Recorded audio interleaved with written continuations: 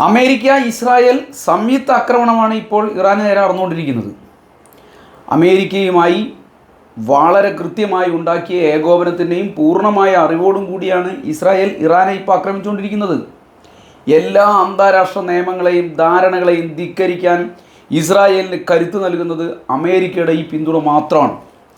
സാമ്രാജ്യത്വ ഗൂഢാലോചനയുടെ ഭാഗമായിട്ടാണ് 1948 ഇസ്രായേൽ രൂപം കൊണ്ടത്. അന്നു മുതൽ അതിനെ മധ്യ പൗരസ്ത്യ ദേശത്തെ പോക്കിരി രാഷ്ട്രമായി വളർത്തിയെടുത്തത് അമേരിക്കയും അമേരിക്കയെ പിന്തുണച്ച പാശ്ചാത്യ രാഷ്ട്രങ്ങളും മാത്രമാണ്. 2023 ഒക്ടോബർ 7 ഹമാസ് നടത്തിയ ആക്രമണത്തെ കരുവാക്കി ഗാസയും വെസ്റ്റ് ബാങ്കും പൂർണ്ണമായി തങ്ങളുടെ വരുതിയിലാക്കാനായി ഇസ്രായേൽ ഭീകരമായ അധിനിവേശം തുടർന്നുകൊണ്ടേയിരിക്കുകയാണ്. അതിക്രൂരമായ നിലയിലുള്ള ആക്രമണങ്ങളാണ് പലസ്തീന് നേരെ ഗാസയിൽ ഇസ്രായേൽ അഴിച്ചുവിട്ടുകൊണ്ടിരിക്കുന്നത്. ഭക്ഷണത്തിനായി കേഴുന്ന പിഞ്ചു കുട്ടികളെപ്പോലും അവർ ഭാവിയിലെ തീവ്രവാദികളാണ്, അവരെ വെറുതെ വിടരുതെന്ന് അട്ടഹസിച്ചുകൊണ്ടാണ് ഭീകരമായി ആക്രമണം നടത്തി ബോംബിട്ട് കൊല്ലുന്ന നിലയിലേക്ക് ഇസ്രായേൽ എത്തിയിരിക്കുന്നത്. പിഞ്ചു കുട്ടികളെയും സ്ത്രീകളെയും ഭീകരമായി കൊലപ്പെടുത്തുന്ന ക്രൂരതയുടെ പേരാണ് ബെഞ്ചമിൻ നെതന്യാഹു ഇസ്രായേൽ എന്നെല്ലാം പറയുന്നത്.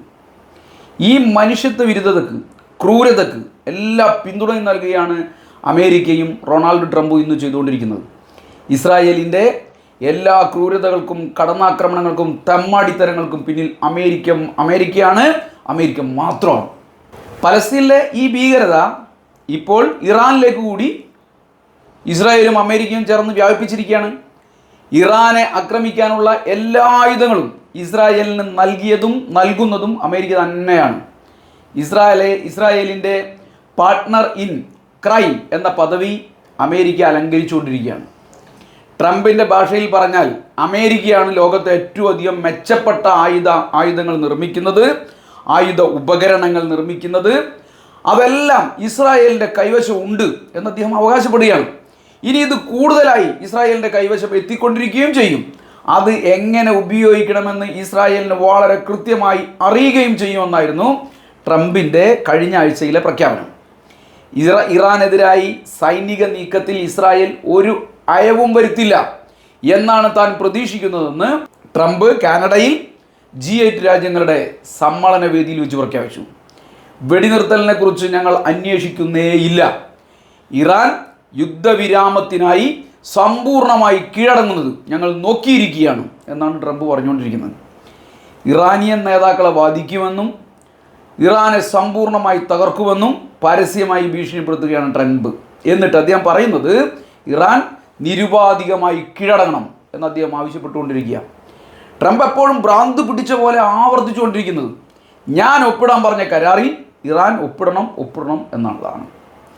ഇറാന് ഒരു അണുവായുധവും കൈവശം വെക്കാൻ കഴിയില്ല, അതിനനുവദിക്കില്ല എന്ന വെല്ലുവിളിയും G7 രാജ്യങ്ങളുടെ സമ്മേളന വേദിയിൽ വെച്ച് ട്രംപ് നടത്തുകയുണ്ടായി. ലോകത്താകെ യുദ്ധവെറി പടർത്തുന്ന നിലയിലേക്കും കൂടുതൽ സംഘർഷങ്ങൾ വർദ്ധിപ്പിക്കുന്ന നിലയിലേക്കും ലോകത്തെ മാറ്റാനാണ് ട്രംപ് നിരന്തരമായി ശ്രമിച്ചുകൊണ്ടിരിക്കുന്നത്. പശ്ചിമേഷ്യയിലാകെ അമേരിക്കയുടെ സൈനിക കപ്പലുകളുടെ വലിയ തോതിലുള്ള വിന്യാസം നടത്തിക്കൊണ്ടിരിക്കുകയാണ്.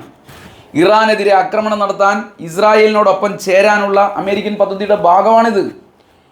USS നിമിറ്റ്സ് എന്ന് പറയുന്ന വിമാനവാഹിനി സംഘർഷ മേഖലയിലേക്ക് അമേരിക്ക അയക്കുകയാണ്.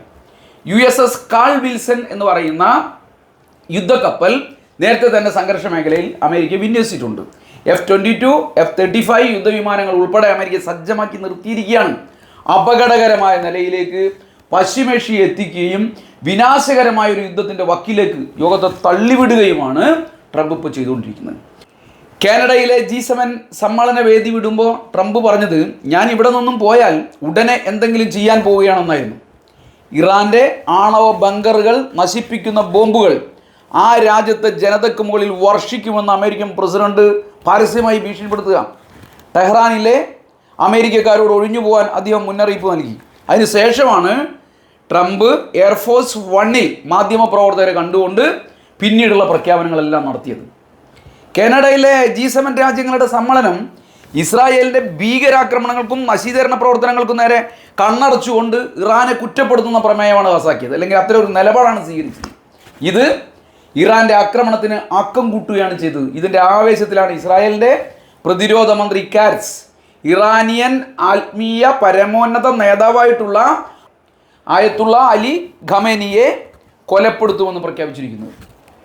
G7 രാജ്യങ്ങളെടുത്ത നിലപാട് അപലപനീയമാണ്, പ്രതിഷേധാർഹമാണെന്ന് ലോകം വിളിച്ചു പറയേണ്ട സമയം അതിക്രമിച്ചിരിക്കുക. പശ്ചിമേഷ്യയിലെ എല്ലാ സംഘർഷങ്ങളുടെയും പൂർണ്ണവും പ്രാഥമികമായ ഉത്തരവാദിത്വം ഇസ്രായേലിനും അമേരിക്കയ്ക്കും മാത്രമാണ്. പലസ്തീനിലും ഗാസയും വംശഹത്യ ആക്രമണങ്ങൾ തുടരുന്ന ഇസ്രായേൽ സിറിയ, ലെബനൻ, യമൻ, ഇപ്പോൾ ഇറാൻ തുടങ്ങിയ എല്ലാ മേഖലകളിലേക്കും വളരെ മനഃപൂർവ്വം സൈനിക നടപടികൾ വ്യാപിപ്പിക്കുകയാണ്. ഇസ്രായേലിനെ നിയന്ത്രിച്ചുകൊണ്ടല്ലാതെ ലോകത്ത് ഒരു സമാധാനവും നിലനിർത്താനാവില്ല എന്ന അവസ്ഥ വന്നിരിക്കുക. സംഘർഷഭരിതമായ പശ്ചിമേഷ്യയിൽ സ്ഥിതിഗതികൾ കൂടുതൽ വഷളാക്കുന്ന ഇടപെടലാണ് അമേരിക്കൻ പിന്തുണയോടെ ഇസ്രായേൽ എന്ന തമ്മാടി രാഷ്ട്രം ഇറാന് മുകളിൽ ഇപ്പോൾ തുടക്കമിട്ട ആക്രമണം എന്ന് പറയുന്നത്.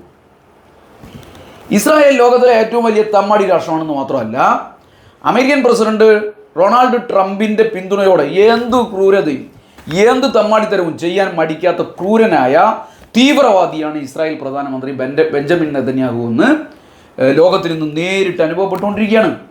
പശ്ചിമേഷ്യയിൽ നിന്നുള്ള അമേരിക്കൻ ഉദ്യോഗസ്ഥരുടെ കുടുംബങ്ങളെ മുഴുവൻ തിരിച്ചയക്കാനും ഇറാഖിലെ എംബസിയിലുള്ള ജീവനക്കാരെ പരിമിതപ്പെടുത്താനും എല്ലാമുള്ള നടപടികൾ അമേരിക്ക നടപ്പിലാക്കി കഴിഞ്ഞതിൻ്റെ തൊട്ടടുത്ത മണിക്കൂറിലാണ് ഇസ്രായേലിൻ്റെ പ്രതിരോധ സേന, കുപ്രസിദ്ധമായ ചാരസംഘം മൊസാദ്, മറ്റു ഇസ്രായേലി പ്രതിരോധ സംവിധാനങ്ങൾ എല്ലാം കൂടി ഏകോപിപ്പിച്ച് ഇറാന് നേരെ ഭീകരാക്രമണം നടത്തിയത്.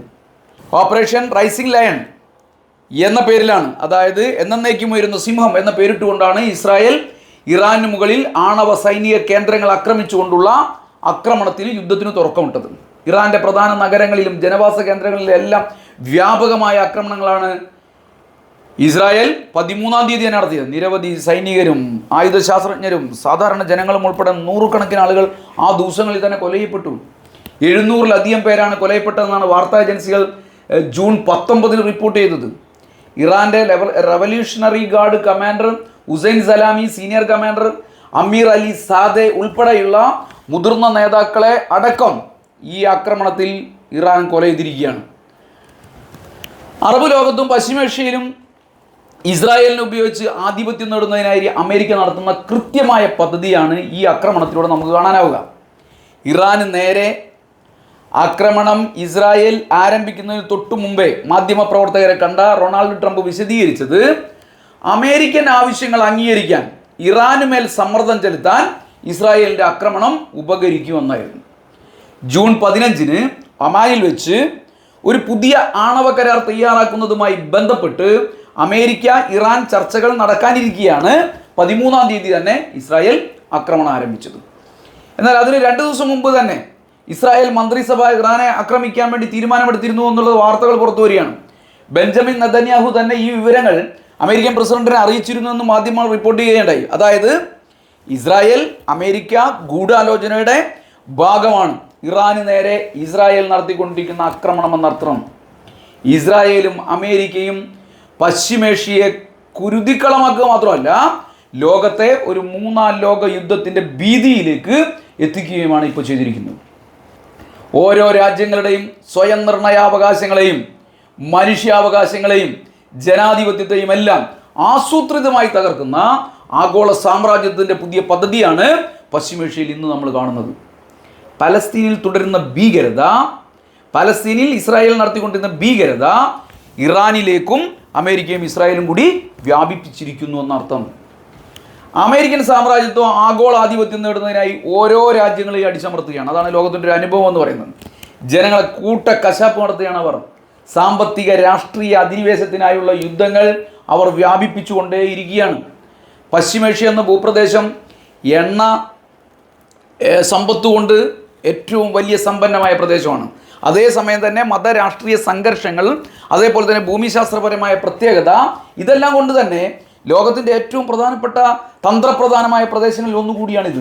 അമേരിക്ക ഈ പ്രദേശത്ത് അവരുടെ എണ്ണ സുരക്ഷ, ഡോളർ ആധിപത്യം എന്നിവയ്ക്ക് വേണ്ടി ഇസ്രായേലിനെ കൂട്ടുപിടിച്ച് സൈനിക സാമ്പത്തിക ഉപരോധങ്ങളും ആക്രമണങ്ങളും എല്ലാം നടത്തിക്കൊണ്ടേയിരിക്കുകയാണ്. ലോകത്തിൻ്റെ ഹോട്ട്സ്പോട്ടായിട്ടാണ് ഈ പ്രദേശത്തെ ലോകരാജ്യങ്ങൾ കണക്കാക്കുന്നത്. ലോകത്തിലെ ഏറ്റവും വലിയ ഊർജ സ്രോതസ്സുകൾ ഇവിടെയാണുള്ളത്. Saudi Arabia, UAE, Iraq, Kuwait, Iran തുടങ്ങിയ രാജ്യങ്ങളെല്ലാം ഇതിൻ്റെ മുൻനിരയിൽ ഇങ്ങനെ നിൽക്കുകയാണ്. ലോകത്തിൻ്റെ എണ്ണയുടെ 1/3 പ്രകൃതിവാതകത്തിൻ്റെ 16% ഇവിടെ നിന്നാണ് ലഭിക്കുന്നത്. ഇറാഖിൻ്റെയും സൗദി അറേബ്യയുടെയും എല്ലാം എണ്ണ ഉൽപ്പാദനം അമേരിക്കൻ കോർപ്പറേറ്റുകളുടെ സാമ്പത്തിക രാഷ്ട്രീയ നിയന്ത്രണത്തിലാണ് ഇപ്പോൾ നടന്നുകൊണ്ടിരിക്കുന്നത്. ഇതിൽ ഇറാൻ പലപ്പോഴും സ്വതന്ത്രമായ നിലപാട് സ്വീകരിച്ചു, അതിന് കീഴ്പ്പെട്ടു കൊടുത്തില്ല. പലപ്പോഴും ഇറാൻ ഇസ്രായേൽ വിരുദ്ധ നിലപാടുകൾ കർശനമായി എടുത്തുകൊണ്ടിരുന്നു. ഇതെല്ലാം അമേരിക്കയെ വിളറി പിടിക്കുന്നതിനും ഇറാനെതിരായി തിരിക്കാനൊക്കെ ഇടയായ കാരണമാണ്. സൂയിസ് കനാലും അതേപോലെ തന്നെ ഹോർമോസ് കടലെടുക്ക് തുടങ്ങിയ ലോകത്തിൻ്റെ ഏറ്റവും പ്രധാനപ്പെട്ട കടൽ മാർഗങ്ങൾ ഈ പ്രദേശത്താണ് സ്ഥിതി ചെയ്യുന്നത്. ഈ പ്രദേശത്തെ മതരാഷ്ട്രീയ സംഘർഷങ്ങളുടെ കലവറയാക്കി നിർത്തുക എന്നുള്ളതാണ്, നിരന്തരമായി ഇവിടെ ഇടപെടാനുള്ള മാർഗങ്ങൾ ഉണ്ടാക്കുക എന്നുള്ളതാണ് അമേരിക്ക ഇപ്പോൾ ചെയ്തുകൊണ്ടിരിക്കുന്നത്. വിഭാഗീയതയും ഇസ്രായേലി പാലസ്തീൻ സംഘർഷവും ഇസ്ലാമിക തീവ്രവാദവും എല്ലാം ഈ പ്രദേശത്തെ സ്ഥിരമായി അസ്ഥിരതയിലേക്ക് നയിക്കുന്ന കാര്യങ്ങളാണ്. ഇറാനിലെ രാജവംശ വാഴ്ചയുടെ ഒരു കാലത്ത് അന്നത്തെ ഷാ ഭരണകൂടം അമേരിക്കയുടെയും ഇസ്രായേലിൻ്റെയും താല്പര്യങ്ങൾക്കൊപ്പമായിരുന്നു നിന്നിരുന്നത്. 1971 ഫെബ്രുവരി 1 ആയതുള്ള ഖൊമേനി ഇറാനിൽ തിരിച്ചെത്തുകയും ഫെബ്രുവരി 11 ഒരു ഇസ്ലാമിക റിപ്പബ്ലിക്കായി ഇറാനെ പ്രഖ്യാപിക്കുകയും ചെയ്തു. ഖൊമേനി ഇറാൻ്റെ പരമോന്നത നേതാവായി പ്രഖ്യാപിക്കപ്പെട്ടു. അദ്ദേഹം ആ പരമോന്നത നേതാവായി മാറി. പലസ്തീൻ ജനതയെ ഇറാൻ സഹായിക്കാൻ വേണ്ടി തുടങ്ങി. അമേരിക്കയുടെ മേധാവിത്വം അവർ പൂർണ്ണമായി അംഗീകരിച്ചില്ല. ഇതോടെ ഇറാനെ ഇസ്രായേൽ ശത്രുവായി പ്രഖ്യാപിക്കുകയായിരുന്നു. ആണവ ഭീഷണി എന്ന കള്ളപ്രചരണത്തിലൂടെ ലോകത്തെ തെറ്റിദ്ധരിപ്പിച്ച് ഇറാന് മുകളിൽ ആധിപത്യം നേടുക എന്ന സാമ്രാജ്യത്വ അജണ്ടയാണ് ഇപ്പോൾ ഇറാൻ ആക്രമണത്തിൻ്റെ പിന്നിലുള്ളത്. ഇറാൻ ഇപ്പോൾ യുറേനിയം സമ്പുഷ്ടീകരിച്ചുകൊണ്ടിരിക്കുന്നുണ്ട്. എന്നാൽ അവ വൈദ്യുത ഉൽപ്പാദനത്തിനായി ആണവ റിയാക്ടറുകളിൽ ഉപയോഗിക്കാനും ആരോഗ്യ മേഖലയിൽ ക്യാൻസർ തെറാപ്പി ഉൾപ്പെടെയുള്ള ചികിത്സകൾക്ക് വേണ്ടിയും മെഡിക്കൽ ഇമേജിംഗ്, അതായത് എക്സ്റേ പോലുള്ള വിവിധങ്ങളായ സ്കാനിങ്ങുകൾ, ഇതിനൊക്കെ വേണ്ടിയിട്ടാണ് അവരിത് ഉപയോഗിച്ചുകൊണ്ടിരിക്കുന്നത്. സാങ്കേതിക ശാസ്ത്രീയ പരീക്ഷണങ്ങൾ, വൈദ്യശാസ്ത്രം, ഭൗതിക ശാസ്ത്രം എന്നിവയ്ക്കെല്ലാം മറ്റ് രാജ്യങ്ങളെപ്പോലെ തന്നെയാണ് ഇറാനും ആണവോർജം ഉപയോഗിച്ചുകൊണ്ടിരിക്കുന്നത്. എന്നാൽ ഇറാനി പേടി ബാധിച്ച നെതന്യാഹു തങ്ങളുടെ ശരീരം മുറിക്കാൻ ഉപയോഗിക്കുന്ന കത്തിയാണ് ഇറാൻ എന്ന് ആവർത്തിച്ച് പറഞ്ഞുകൊണ്ടിരിക്കുക. തങ്ങളെ ഭൂമിയിൽ നിന്നും അകറ്റണമെന്ന് ഇറാനിലെ ആത്മീയ നേതൃത്വം ഇങ്ങനെ പറഞ്ഞുകൊണ്ടിരിക്കുകയാണെന്ന് അയാൾ ആവർത്തിച്ചുകൊണ്ടേയിരിക്കുകയാണ്. നെതന്യാഹു ആവർത്തിച്ചുകൊണ്ടേയിരിക്കുകയാണ്, പിച്ചുംപേയി പറഞ്ഞുകൊണ്ടിരിക്കുക. തങ്ങളുടെ രാജ്യത്തിൻ്റെയും ജനങ്ങളുടെയും ആവശ്യങ്ങൾക്ക് മാത്രമായുള്ള യുറേനിയം സമ്പുഷ്ടീകരണമാണ് ഞങ്ങൾ നടത്തുന്നതെന്നും രാജ്യത്തിൻ്റെ ആണവ അവകാശം ആർക്കും മുമ്പിലും അടിയറ വയ്ക്കില്ലെന്നും ഇറാൻ പ്രഖ്യാപിക്കുക. ഇക്കാര്യം ആഗോള ആണവ നിരീക്ഷണ സംഘടനയായ അന്താരാഷ്ട്ര ആണവോർജ ഏജൻസിയിലും ഇറാൻ വ്യക്തമാക്കിയതാണ്. എന്നാൽ അമേരിക്ക ഈ ഏജൻസിയെ കൊണ്ട് ഒരു പ്രമേയം പാസാക്കിപ്പിച്ചു. ആണവ നിർവ്യാപനത്തിനുള്ള ബാധ്യതകൾ 20 വർഷത്തിനിടെ ആദ്യമായി ഇറാൻ ലംഘിച്ചതായിട്ടുള്ള ഒരു പ്രമേയമാണ് ആണവോർജ ഏജൻസി പാസാക്കിയത്. ഇത് അമേരിക്കയുടെ ഒരു കുതന്ത്രമായിരുന്നു. ഇറാൻ്റെ ആണവ പ്രോഗ്രാമിനെതിരെയുള്ള അന്താരാഷ്ട്ര സമ്മർദ്ദം വർദ്ധിപ്പിക്കാനാണ് ഇത് തങ്ങൾ ചെയ്തത് എന്ന് ഏജൻസി വളരെ കൃത്യമായി പറയുകയും ചെയ്തു.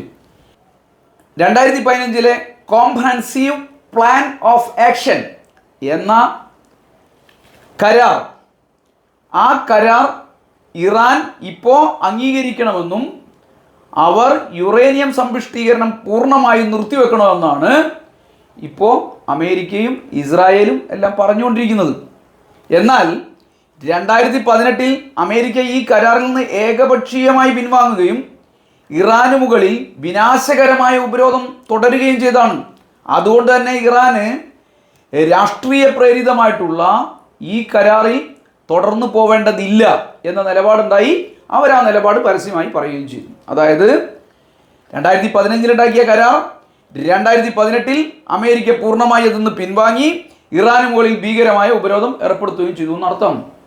യഥാർത്ഥത്തിൽ ഈ പ്രമേയത്തിൻ്റെ അമേരിക്കൻ ലക്ഷ്യമെന്നത് ഇറാനെ ആക്രമിക്കാനുള്ള കളമൊരുക്കി കൊടുക്കലായിരുന്നു എന്ന് വേണമെങ്കിൽ പറയാം. ഈ പ്രമേയം പാസ്സായി മണിക്കൂറുകൾക്കുള്ളിലാണ് ഇസ്രായേൽ ടെഹ്റാനിലേക്ക് മിസൈൽ തൊടുത്തുവിട്ടത്. റഷ്യയും ചൈനയും ഈ പ്രമേയത്തെ അതിശക്തമായി എതിർക്കുകയുണ്ടായി. ഈ ഒരു ആധുനിക കാലത്ത് ഒരു രാഷ്ട്രവും അണുവായുധങ്ങൾ ഉപയോഗിക്കാൻ തയ്യാറാവില്ല എന്നത് സാമാന്യ യുക്തിയുള്ള എല്ലാവർക്കും മനസ്സിലാക്കാവുന്ന കാര്യമാണ്. ഇന്ത്യ ഇപ്പോൾ ആണവശക്തിയാണ്, പാകിസ്ഥാൻ ആണവശക്തിയാണ്, ഉത്തര കൊറിയ ആണവശക്തിയാണ്. അവരുടെ കൈകളിലെല്ലാം അണുവായുധങ്ങളുണ്ട്. എന്നാൽ ഇതെല്ലാം ഒരു പ്രതിരോധത്തിനുള്ള ഉപാധി എന്ന നിലയിലാണ് ഈ രാഷ്ട്രങ്ങൾ കൊണ്ടു നടക്കുന്നത്. ഇവ ഉപയോഗിച്ചാൽ ഭയാനകമായ ആഘാതങ്ങൾ ഉണ്ടാവുമെന്ന് ആ രാഷ്ട്രത്തിലെ തലവന്മാർക്കും ജനങ്ങൾക്കുമെല്ലാം ഈ ആധുനിക കാലത്ത് വളരെ കൃത്യമായി അറിയാവുന്ന കാര്യമാണ്. അതുകൊണ്ട് തന്നെ ഇറാനും തങ്ങളുടെ സ്വതന്ത്രതയും തങ്ങളുടെ തുല്യതയും തങ്ങളുടെ സ്വയം നിർണയ അവകാശവും ഒക്കെ സംരക്ഷിക്കാൻ ശക്തമായ ഒരു പ്രതിരോധം സൂക്ഷിക്കുന്നുവെന്ന് മാത്രമേ ഇക്കാര്യത്തിൽ ലോകം യഥാർത്ഥത്തിൽ കാണേണ്ടതുള്ളൂ. ഈ പറയുന്ന ആണവ രാഷ്ട്രങ്ങളിൽപ്പെട്ട ഞാൻ നേരത്തെ പറഞ്ഞ രാജ്യങ്ങൾ ഉൾപ്പെടെ ആ നിലയിൽ അത് കാണാനും പാടുള്ളൂ. തങ്ങളുടെ ദേശീയാവകാശവും രാഷ്ട്രത്തിൻ്റെ പരമാധികാരവും സംരക്ഷിക്കാൻ തങ്ങൾക്ക് നേരെ വരുന്ന ആക്രമണങ്ങൾക്കെതിരായ ഏറ്റവും മികച്ച പ്രതിരോധമായിട്ടാണ് ഇറാൻ്റെ ആണവോർജ നിലപാടുകളെക്കുറിച്ച് പല അന്താരാഷ്ട്ര മാധ്യമങ്ങളും വിശദീകരിച്ചുകൊണ്ടിരിക്കുന്നത്. ഇപ്പോൾ ഒരു കാലത്ത് ലിബിയ ലോകത്തെ ഏറ്റവും വലിയ അണുവായുധ ശേഖരമുള്ള ഒരു രാഷ്ട്രമായിരുന്നു. അവിടുത്തെ പ്രസിഡൻ്റായിരുന്നു colonel Gaddafi, colonel Muammar Gaddafi എന്ന് പറയും. 2003 അദ്ദേഹം എല്ലാ അണുവായുധ പദ്ധതികളും ഉപേക്ഷിക്കുന്നതായി പ്രഖ്യാപിച്ചു. അതുവരെ ഗദ്ദാഫിയെയും ലിബിയയെയും എല്ലാം ഭയപ്പെട്ടിരുന്ന, തൊടാൻ പേടിച്ചിരുന്ന അമേരിക്ക 2011 അവിടെ ആഭ്യന്തര യുദ്ധം സംഘടിപ്പിച്ച് വിമതർക്ക് സൈനിക സഹായം എല്ലാം നൽകി ഗദ്ദാഫിയെ പിടികൂടി വെടിവെച്ചു കൊന്നു, ശരീരം വികൃതമാക്കി പ്രദർശനത്തിന് വെച്ചു, ഒരു ചെളിക്കുണ്ടിൽ പോയി ഉപേക്ഷിച്ചു. ഈ പറയുന്ന അണുവായുധ സംവിധാനം ഞങ്ങളുടെ കയ്യിലുണ്ട് എന്ന് പറഞ്ഞ് ഗദ്ദാഫി നിന്ന കാലത്ത് ഗദ്ദാഫിയെ ലോകം മുഴുവൻ പേടിച്ചു. പക്ഷെ ഇതെന്നെല്ലാം ഞങ്ങൾ പിന്മാറുകയാണെന്ന് പറഞ്ഞ് അദ്ദേഹം ഇതിൻ്റെ മറ്റു കാര്യങ്ങളിലേക്കെല്ലാം കടന്നപ്പം അമേരിക്ക അതിന് മുകളിൽ കയറി ഗദ്ദാഫിയെ ഭീകരമായി ആക്രമിച്ച് കൊലപ്പെടുത്തി. ഇതോടെ എന്താ സംഭവിച്ചത്? ലിബിയയിൽ ഭീകരമായ അരാജകത്വം ഉണ്ടായി. ഗോത്രയുദ്ധങ്ങളും അധികാര വടംവലിയുമെല്ലാം ആ രാജ്യത്തെ നശിപ്പിക്കുന്ന നിലയിലേക്ക് വന്നു. ഇതിൽ നിന്ന് വളരെ കൃത്യമായി അമേരിക്ക മുതലെടുപ്പ് നടത്തി. തങ്ങളുടെ രാഷ്ട്രീയ സാമ്പത്തിക താല്പര്യങ്ങൾ, തങ്ങളുടെ കോർപ്പറേറ്റുകളുടെ ആധിപത്യം ഇതെല്ലാം അവിടെ നടപ്പിലാക്കി. സദ്ദാം ഹുസൈനെ ഇതേപോലെ അമേരിക്ക പിടികൂടി കൊല്ലുകയായിരുന്നു. സദ്ദാം ഹുസൈനെ പിടികൂടി കൊല്ലുകയാണ് ചെയ്തതെങ്കിൽ കേണൽ ഗദ്ദാഫിയെ തെരുവുഗുണ്ടകളെ വിട്ട് കൊന്നിട്ട് ഒരു കുഴിയിൽ കൊണ്ടുപോയി ഇട്ടേക്കുകയായിരുന്നു, പ്രദർശനത്തിൽ വെക്കുകയായിരുന്നു ചെയ്തത്. അത്രയും ക്രൂരതയായിരുന്നു അമേരിക്ക ചെയ്തത്. ഇതേ സമയം ലോകത്തിൻ്റെ മറുഭാഗത്ത് ഉത്തര കൊറിയ എന്ന് പറഞ്ഞൊരു രാജ്യമുണ്ട്. അവിടെ കിങ് ജോങ് ഉന്നിൻ്റെ നേതൃത്വത്തിൽ പാശ്ചാത്യ ഉപരോധങ്ങളെല്ലാം വെല്ലുവിളിച്ചുകൊണ്ട് തന്നെ ഈ പറയുന്ന ആണവ സംവിധാനങ്ങളെല്ലാം ഉള്ള ബലാസ്റ്റിക് മിസൈലുകളുടെ അടക്കം വലിയ ശേഖരം വികസിപ്പിച്ചെടുത്തുകൊണ്ടേയിരിക്കുകയാണ്. എവിടെ? കൊറിയക്കകത്ത്. അതുകൊണ്ട് തന്നെ ഉത്തര കൊറിയയെ ആക്രമിക്കാനോ ഉത്തര കൊറിയയെ ചൊറിയാനോ ആരും ഒരു തിടുക്കവും കാട്ടുന്നില്ല. അമേരിക്ക മിണ്ടുന്നില്ല. അവിടെ തൊട്ടാൽ കുഴപ്പമാവുന്ന അമേരിക്കക്ക് അറിയാം. അതുകൊണ്ട് അവിടെ തൊടുന്നില്ല. ആ രാജ്യം സാമ്രാജ്യത്വത്തിൻ്റെയും പാശ്ചാത്യ രാജ്യങ്ങളുടെയും ആക്രമണത്തെ പ്രതിരോധിച്ചു കൊണ്ട് തന്നെ നിലകൊള്ളുകയാണ്. തങ്ങളുടെ രാഷ്ട്രത്തിൻ്റെ സംരക്ഷണത്തിനായി അവർ അണുവായുധ ശേഖരം ഒരു പ്രതിരോധമായി ഒരുക്കി വച്ചിരിക്കുന്നു എന്നുള്ളതാണ് ലോകത്തിൻ്റെ അവസ്ഥ എന്ന് പറയുന്നത്. സ്വാഭാവികമായും സദ്ദാം ഹുസൈൻ്റെയും കേണൽ ഗദ്ദാഫിയുടെയും എല്ലാ അനുഭവങ്ങളിൽ നിന്ന് വ്യത്യസ്തമായി ഉത്തര കൊറിയയുടെ ഈ അനുഭവം ഇറാൻ ഒരു പാഠമായി എടുത്തതായിരിക്കാമെന്നാണ് രാഷ്ട്രീയ നിരീക്ഷകർ ഇപ്പോൾ പറഞ്ഞുകൊണ്ടിരിക്കുന്നത്. പശ്ചിമേഷ്യയിൽ നിലനിൽക്കുന്ന മറ്റൊരു പ്രധാനപ്പെട്ട തർക്കമാണ്, അല്ലെങ്കിൽ മറ്റൊരു പറയാനുള്ള ഒരു പ്രധാനപ്പെട്ട തർക്കമാണ്, സംഘർഷ വിഷയമാണ് ഷിയ സുന്നി തർക്കങ്ങൾ എന്ന് പറയുന്നത്. ഇത് ഫലപ്രദമായി മുതലെടുക്കാൻ അമേരിക്ക എല്ലാ കാലത്തും എല്ലാ ശ്രമവും നടത്തിക്കൊണ്ടേയിരിക്കുകയാണ്. ഇപ്പോഴും അത് തുടരുക. ഇതിൻ്റെ ഭാഗമായാണ് യുദ്ധം ആരംഭിക്കുന്നതിന് മുമ്പ് തന്നെ അമേരിക്ക അറബ് രാഷ്ട്രങ്ങളുടെ പിന്തുണ നേടുന്നതിനുള്ള ശ്രമം നടത്തിയത്. ഈ തർക്കത്തിൽ ഒരു ഭാഗത്ത് ഇറാനുണ്ട്, മറുഭാഗത്ത് അറബ് രാഷ്ട്രങ്ങളുണ്ട്. ഉടനെ തന്നെ മെയ് മാസം 13-ാം തീയതി മുതൽ 16-ാം തീയതി വരെ Ronald Trump Saudi Arabia, UAE, Qatar തുടങ്ങിയ രാഷ്ട്രങ്ങളെല്ലാം സന്ദർശിച്ചു. നിരവധി കരാറുകളിൽ ആ രാജ്യങ്ങളുമായി അദ്ദേഹം ഒപ്പുവെച്ചു. ഇറാനെതിരെ ഇപ്പറയുന്ന ഷിയ സുന്നി സത്വത്തെ ഉപയോഗിച്ച് ഗൾഫിൽ ഇസ്രായേലിന് കൂടുതൽ സ്വീകാര്യത ഉണ്ടാക്കി കൊടുക്കാനാവുമോ എന്ന ശ്രമവും അമേരിക്ക നടത്തിക്കൊണ്ടിരിക്കുകയാണ്. ഇത് കാണിക്കുന്നത് ദീർഘനാളായി അമേരിക്കയും ഇസ്രായേലും പ്ലാൻ ചെയ്ത് നടത്തിയ ആക്രമണമാണ് ഇപ്പോൾ കെട്ടഴിച്ചു വിട്ടിരിക്കുന്നത് എന്നുള്ളതാണ്.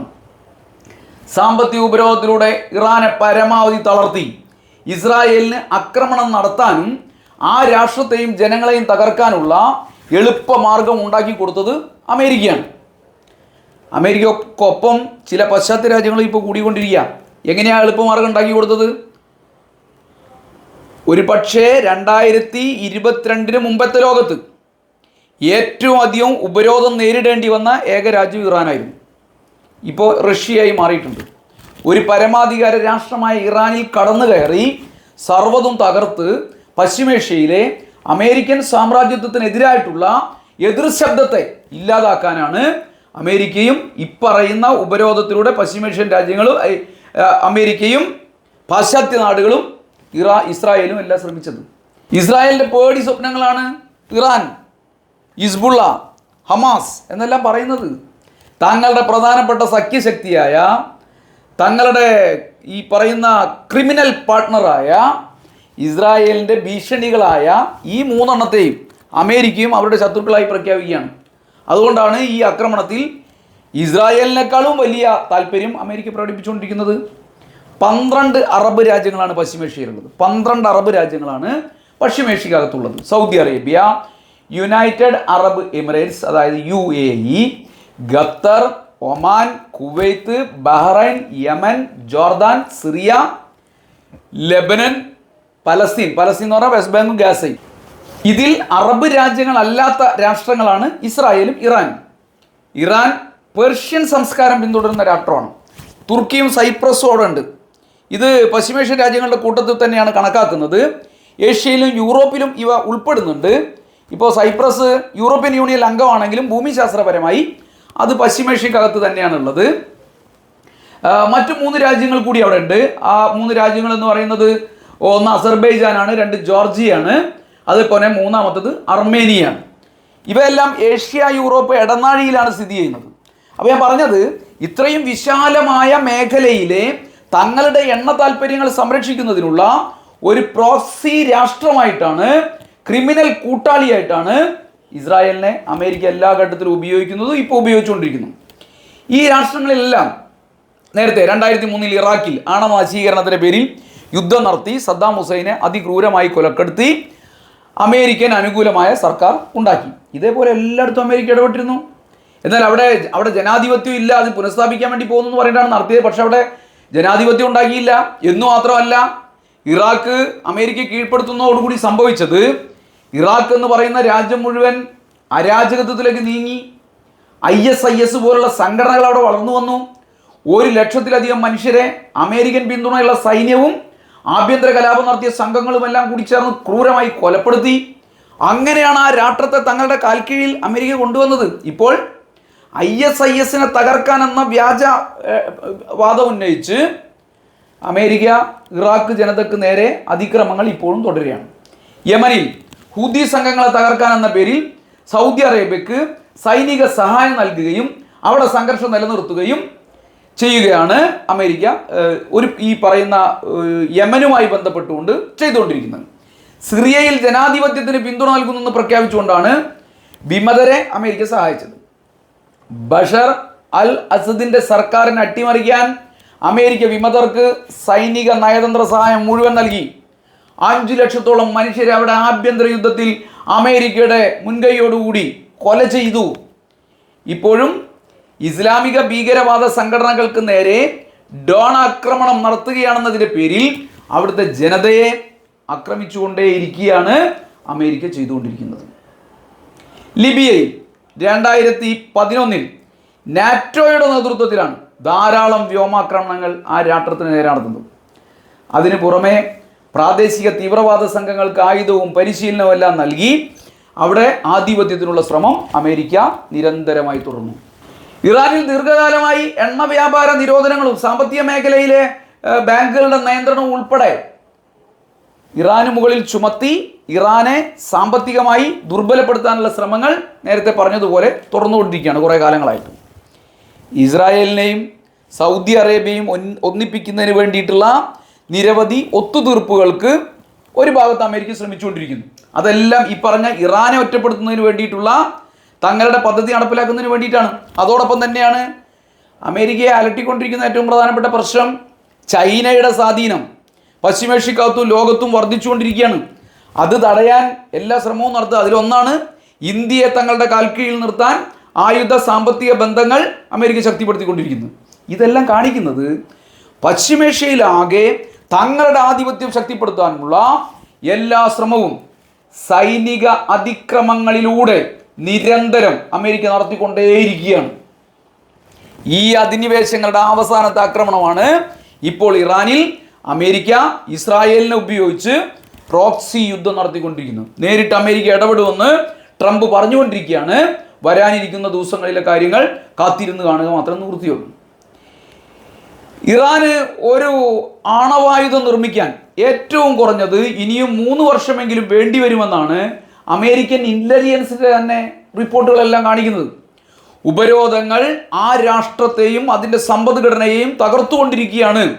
അതുകൊണ്ട് അവർക്കിപ്പോൾ അടുത്ത കാലത്തൊന്നും ഇത് ഉണ്ടാക്കാൻ വേണ്ടി കഴിയില്ല എന്ന് ഈ ഏജൻസി വൈറ്റ് ഹൗസിന് നേരത്തെ റിപ്പോർട്ട് നൽകിയതാണ്. ഇപ്പോഴത്തെ ആക്രമണങ്ങളുടെ പശ്ചാത്തലത്തിൽ ഈ സാധ്യത വളരെ വളരെ വളരെ ദൂരെയായി മാറുന്നു.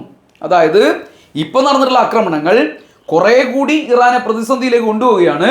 ഇനി അവർക്ക് ഒരു അണുവായുധവും അടുത്ത കാലത്തൊന്നും നിർമ്മിക്കാൻ വേണ്ടി കഴിയില്ല എന്നുള്ളത് ഉറപ്പാണ്. ഇസ്രായേലി ആക്രമണങ്ങൾ ഇറാൻ്റെ ഊർജ ആണവ ഇൻഫ്രാസ്ട്രക്ചറിന് കനത്ത ആഘാതമാണ് ഉണ്ടാക്കിയത്. അതുകൊണ്ട് തന്നെ ആണവ പദ്ധതിയെ യുറേനിയം സമ്പുഷ്ടീകരിക്കുന്നതിന് കുറേ കാലത്തേക്ക് അവരെ പിന്നോട്ട് നയിക്കാനാണ് സാധ്യത, അല്ലെങ്കിൽ അവരെ തടഞ്ഞു നിർത്താനാണ് സാധ്യത എന്ന് അമേരിക്കൻ ഇൻ്റലിജൻസ് ഏജൻസിയുടെ റിപ്പോർട്ടുകൾ ഏറ്റവും അവസാനം ചൂണ്ടിക്കാട്ടുകയാണ്. ഇതെല്ലാം ഉണ്ടായിട്ടും അമേരിക്ക ഇറാനെ വളഞ്ഞിട്ട് ആക്രമിച്ച് കീഴ്പ്പെടുത്തുന്നതിനുള്ള ശ്രമങ്ങളാണ് നടത്തിക്കൊണ്ടിരിക്കുന്നത്. 1953 അമേരിക്ക ഇറാനിൽ ഒരു രാഷ്ട്രീയ അട്ടിമറിക്ക് നേതൃത്വം കൊടുത്തിരുന്നത്. ജനാധിപത്യപരമായി അവിടെ തിരഞ്ഞെടുക്കപ്പെട്ട അവിടുത്തെ അന്നത്തെ പ്രധാനമന്ത്രിയായിരുന്ന മുഹമ്മദ് മുസ്ദൂക്കിനെ അമേരിക്കൻ CIA നേതൃത്വത്തിൽ അട്ടിമറിക്കുകയായിരുന്നു. തുടർന്ന് ഷാ മുഹമ്മദ് റൈസ പ്ലഹവിയെ അധികാരത്തിൽ കൊണ്ടുവരികയായിരുന്നു അമേരിക്ക ചെയ്തത്. എന്നിട്ട് ഇറാൻ്റെ എല്ലാ മേഖലയെയും തങ്ങളുടെ കാൽക്കീഴിലാക്കി തങ്ങളുടെ സഖ്യരാഷ്ട്രമാക്കി അക്കാലത്ത് മാറി. ഇക്കാലത്ത് ഇസ്രായേലുമായുള്ള ബന്ധവും ഇറാൻ സൂക്ഷിച്ചിരുന്നു. ഇസ്രായേലിന് ഇറാൻ അക്കാലത്ത് ആയുധങ്ങൾ വിറ്റിരുന്നു. 1960-ലും 70-കളിലെല്ലാം രണ്ട് രാജ്യങ്ങളും തമ്മിൽ സൈനിക സഹകരണം ഉണ്ടായിരുന്നുവെന്ന് ധാരാളം രേഖകൾ പുറത്തു വന്നിട്ടുണ്ട്. 1957 അമേരിക്ക അറ്റോംസ് ഫോർ പീസ് എന്ന ഒരു പദ്ധതിയിൽ ഇറാനെ ഉൾപ്പെടുത്തിയിട്ടാണ് ടെഹ്റാനിൽ ഒരു ആണവ ഗവേഷണ റിയാക്ടർ നിർമ്മിക്കാൻ സാങ്കേതിക സഹായം നൽകുന്നത്. അതായത് ആണവ പ്രോഗ്രാമുകളുടെ തുടക്കം ഇറാൻ ഉണ്ടാക്കി കൊടുത്തത് അമേരിക്കയായിരുന്നു. ഇപ്പറയുന്ന പ്രോജക്റ്റാണ് ഇറാൻ്റെ ആണവ പ്രോഗ്രാമിൻ്റെ തുടക്കമായി മാറിയത്. 1979 ഇറാനിൽ ഉണ്ടായ ഭരണമാറ്റത്തെ തുടർന്ന് അവിടുത്തെ പരമോന്നത നേതാവായി വാഴിക്കപ്പെട്ട ആയതുള്ള ഖൊമേനി അമേരിക്കയെ മഹാസാത്താൻ എന്ന് വിളിച്ചു എന്ന് പറയുക. ഇസ്രായേലിനെ സയനിസ്റ്റ് ശത്രു എന്നും പ്രഖ്യാപിച്ചുവെന്നും അമേരിക്കയും ഇസ്രായേലും കുറേ കാലങ്ങളായി ഇങ്ങനെ പറഞ്ഞുകൊണ്ടിരിക്കുന്ന കാര്യമാണ്. 1979 തന്നെ ഉണ്ടായ അമേരിക്കൻ എംബസി ആക്രമണം അമേരിക്ക ഇസ്രായേൽ ഇറാൻ ബന്ധത്തെ ലേശം ഒലയ്ക്കുന്ന നിലയിലേക്കുള്ള സംഭവവികാസങ്ങളിലേക്ക് എത്തിച്ചിരുന്നു. ഇതെല്ലാം കൂടി കൂട്ടിവെച്ചിട്ടാണ് പിന്നീട് ഇറാനെ തങ്ങളുടെ ഏറ്റവും പ്രധാനപ്പെട്ട ശത്രുവായി ഈ രണ്ട് രാജ്യങ്ങളും പ്രഖ്യാപിക്കുന്നത്. ഇതിനു ശേഷമാണ് ഇറാൻ്റെ ആണവ പദ്ധതികളെ ലക്ഷ്യമിട്ട് അമേരിക്കയും ഇസ്രായേലും എല്ലാം ആക്രമണങ്ങൾ നടത്തുന്നതും ആണവ നിർവ്യാപന കരാറുകൾ ഉണ്ടാക്കുന്നതെല്ലാം. അമേരിക്കയ്ക്ക് വിധേയപ്പെട്ട് നിൽക്കുകയും രാജ്യത്തിൻ്റെ രാഷ്ട്രീയ സാമ്പത്തിക അധികാരങ്ങൾ അവരുടെ കാൽക്കീഴിൽ പണയം വെക്കുകയും പ്രകൃതി സമ്പത്ത് അവരുടെ കോർപ്പറേറ്റുകൾക്കായി നൽകുകയും ചെയ്താൽ ലോകത്തെ എന്താക്രമവും എന്തു തമ്മാടിത്തരവും നടത്തുന്നതിന് അമേരിക്ക അത്തരം രാഷ്ട്രങ്ങളെയെല്ലാം സഹായിക്കുമെന്നതിൻ്റെ ഉദാഹരണമാണ് ഇറാനെ പണ്ട് സഹായിച്ചതും ആണവ ആയുധങ്ങൾ ഉണ്ടാക്കുന്നതിനുള്ള സഹായം നൽകിയതുമെന്ന് നാം മറന്നുവരുന്നു. 2015 ഒബാമയുടെ ഭരണകാലത്ത് അമേരിക്ക ഇറാനുമായി ആണവ കരാർ ഒപ്പുവെച്ചിരുന്നതാണ്. 2 പതിറ്റാണ്ടുകൾക്ക് മുമ്പേ ആണവ തർക്കം ആരംഭിച്ച ഘട്ടത്തിലാണ് അന്നത്തെ ഇറാൻ പ്രസിഡന്റ് ഹസൻ റുഹാനി ആണവ കരാർ ഉണ്ടാക്കാൻ തയ്യാറായത്. അമേരിക്കയും പാശ്ചാത്യ രാജ്യങ്ങളും ഉപരോധത്തിലൂടെ ഇറാനെ വേട്ടയാടിക്കൊണ്ടിരുന്ന ഒരു കാലമായിരുന്നു അത്. നേരത്തെ പറഞ്ഞ ജോയിന്റ് കോംപ്രിഹെൻസീവ് പ്ലാൻ എന്ന് പറയുന്ന JCPOA എന്ന കരാറിൽ ഇറാൻ ഒപ്പുവെക്കുകയായിരുന്നു. ഇറാനും അമേരിക്കയും ബ്രിട്ടനും ഫ്രാൻസും ചൈനയും റഷ്യയും ജർമ്മനിയും എല്ലാം കൂടി ചേർന്നായിരുന്നു ഈ കരാർ എന്ന് പറയുന്നത്. ഇറാൻ ആണവ ബോംബ് നിർമ്മിക്കാതിരിക്കാൻ അവരുടെ ആണവ പ്രവർത്തനങ്ങൾ നിയന്ത്രിക്കുക എന്നുള്ളതായിരുന്നു ഈ കരാറിൻ്റെ ലക്ഷ്യം എന്ന് പറയുന്നത്. അവരുടെ ഈ പ്രവർത്തനങ്ങൾ നിരീക്ഷിക്കുന്നതിന് അന്താരാഷ്ട്ര ആണവ ഏജൻസിയെ ചുമതലപ്പെടുത്തിയ അമേരിക്ക ഈ കരാറിലൂടെ ഇതിൻ്റെ പൂർണ്ണമായ നിയന്ത്രണം അന്താരാഷ്ട്ര ആണവ ഏജൻസിക്ക് നൽകി. ഇതിന് പകരമായി ഇറാന് മുകളിൽ ഉണ്ടായിരുന്ന എല്ലാ സാമ്പത്തിക ഉപരോധങ്ങളും നീക്കം ചെയ്യാൻ യൂറോപ്യൻ യൂണിയനും അമേരിക്കയും അക്കാലത്ത് തയ്യാറായി. എന്നാൽ ഡൊണാൾഡ് ട്രംപ് അമേരിക്കയിൽ പ്രസിഡന്റായി അധികാരത്തിൽ വരികയാണ്. അതോടുകൂടി 2018 അമേരിക്കയും ട്രംപും ഈ കരാറിൽ നിന്ന് ഏകപക്ഷീയമായി പിൻവാങ്ങി. ഈ കരാറിനെ തുടക്കത്തിൽ തന്നെ എതിർത്ത രാജ്യമായിരുന്നു ഇസ്രായേൽ. അതിൻ്റെ പ്രധാനമന്ത്രി നെതന്യാഹു ഇങ്ങനെ ഒരു കരാർ ഉണ്ടാക്കേണ്ടതില്ല എന്ന നിലപാട് സ്വീകരിച്ച ആളായിരുന്നു. നെതന്യാഹുവിൻ്റെ താല്പര്യപ്രകാരമായിരുന്നു 2018 അമേരിക്കയും ട്രംപും ഈ കരാറിൽ നിന്ന് പിൻവാങ്ങിയത്. എന്താണ് ഇസ്രായേലിന് അതിനുകൊണ്ടുണ്ടാവുന്ന ലാഭം? ഇസ്രായേലിന് ലാഭം, ഇറാനെതിരായ ഉപരോധം അമേരിക്ക തുടർന്നു കൊണ്ടുപോകും, അതുകൊണ്ട് ഇറാൻ സാമ്പത്തികമായി തകരും. ഇതുതന്നെയായിരുന്നു നെതന്യാഹുവിൻ്റെ അക്കാലത്തെ ലക്ഷ്യമെന്ന് പറയുന്നത്. കരാർ സ്ഥിരതയില്ലാത്തതാണ് എന്നായിരുന്നു ട്രംപിൻ്റെ ഏറ്റവും പ്രധാനപ്പെട്ട ആരോപണം. വേസ്റ്റ് ഡീൽ അവർ എന്നാണ് അദ്ദേഹം അതിനെ പറഞ്ഞത്. ചരിത്രത്തിലെ ഏറ്റവും നഷ്ടം വരുത്തിയ വിഡ്ഢിത്തമായ ഡീലായിരുന്നു ഇത് എന്ന് ട്രംപ് ലോകത്തോട് വിളിച്ചു പറഞ്ഞു. തുടർന്ന് അമേരിക്ക കരാറിൽ നിന്ന് പിൻവാങ്ങുകയും വീണ്ടും കർശനമായ സാമ്പത്തിക ഉപരോധങ്ങൾ ഇറാനുമേലും ഏൽപ്പിക്കുകയും ചെയ്യുകയായിരുന്നു, അടിച്ചേൽപ്പിക്കുകയും ചെയ്യുകയായിരുന്നു. പക്ഷേ ഈ അടുത്ത കാലത്ത് വീണ്ടും ട്രംപ് പ്രസിഡന്റ് ആയതിനു ശേഷം ഇറാനുമായി ഒരു ആണവ കരാർ ഉണ്ടാക്കുന്നതിനുള്ള ചർച്ചകൾക്ക് തയ്യാറായി. അതിന് പ്രധാനപ്പെട്ട കുറേ കാരണങ്ങളുണ്ട്. ഒന്ന്, റഷ്യ ഉക്രൈൻ യുദ്ധം നിലനിൽക്കുകയാണ്. ഇപ്പുറത്ത് ഇസ്രായേൽ പാലസ്തീൻ സംഘർഷം ലോകത്ത് വലിയ നിലയിലേക്കുള്ള ഇസ്രായേൽ വിരുദ്ധ അന്തരീക്ഷം ഉണ്ടാക്കിക്കൊണ്ടിരിക്കുകയാണ്. ചൈന സാമ്പത്തികമായി വലിയ നിലയിൽ മുന്നേറുകയാണ്. ഇതിൻ്റെ എല്ലാം പശ്ചാത്തലത്തിൽ ഇറാനുമായി താൽക്കാലികമായി സംഘർഷങ്ങളിൽ നിന്ന് മാറി നിന്ന് ഇറാൻ്റെ ആണവ സംവിധാനങ്ങളെ പൂർണ്ണമായി നിയന്ത്രിക്കുകയും എല്ലാം കൂടി ചെയ്യുക എന്ന വിവിധങ്ങളായ നിലയിലുള്ള ഉദ്ദേശങ്ങളായിരുന്നു ട്രംപിനുണ്ടായിരുന്നത്. ദീർഘകാലമായി തുടരുന്ന അമേരിക്കൻ ഉപരോധം ഒരു വലിയ പ്രതിസന്ധിയിലേക്ക് ഇറാനിലെ ജനങ്ങളുടെ ജീവിതത്തെ എത്തിച്ചുകൊണ്ടിരിക്കുക. പെട്രോളിയം അടക്കം രാജ്യത്തിൻ്റെ വിഭവ സമ്പത്ത് ജനങ്ങൾക്ക് വിനിയോഗിക്കാൻ വേണ്ടി കഴിയാത്ത നിലയിലേക്കാവുകയാണ്. സാമ്പത്തിക പ്രയാസം മൂലം ജനജീവിതം ദുഷ്കരമാകുമ്പോൾ ഇറാനിൽ അട്ടിമറി നടത്തുന്നത് കുറേ കൂടി എളുപ്പമാവുമെന്നും അവിടുത്തെ പ്രകൃതി സമ്പത്തിൽ തങ്ങൾക്ക് കുറേ കൂടി സ്വാധീനം ഉണ്ടാക്കാൻ വേണ്ടി കഴിയുമെന്നും പാശ്ചാത്യ ശക്തികളും ഇപ്പോഴത്തെ ഒരു സാഹചര്യത്തിൽ പ്രതീക്ഷിച്ചുകൊണ്ടിരിക്കുകയാണ്. ഈ അപകടാവസ്ഥയെല്ലാം കണ്ടുകൊണ്ട് തന്നെയാണ് അമേരിക്കയെ കൂടുതൽ ശത്രുവായി പ്രഖ്യാപിക്കുമ്പോഴും ഇറാൻ്റെ നേതാവ് ഖമേനി ആണവ കരാർ ഉണ്ടാക്കുന്നതിനുള്ള അനുമതി നൽകിയത്.